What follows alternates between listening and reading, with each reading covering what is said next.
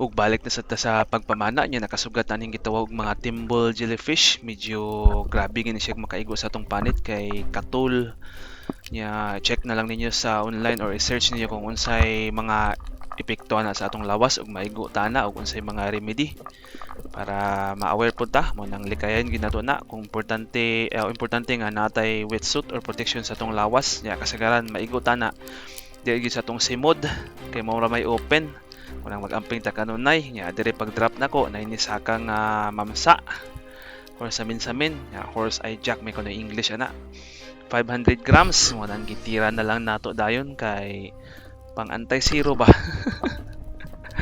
Wa may lain di kanina lang puslan man nga hurot-hurot na pud atong hangin og hinuwat tirahon ta na kay kana pay gihatag di ato nang kuhaon kay mo na natong blessings sa nang adlaw nya. Nasangit pagit mo tong wala sa nako pwersaha kay basin og gisi ang isda or maputol atong linya matong ginahinay lang sa nato nagpitik-pitik diri sa babaw o nang resurface sa tar makaginhawa ta na daghan kayong mga bukya o kanang timbal jellyfish mo nang maigo atong simod ana mo ubag yun.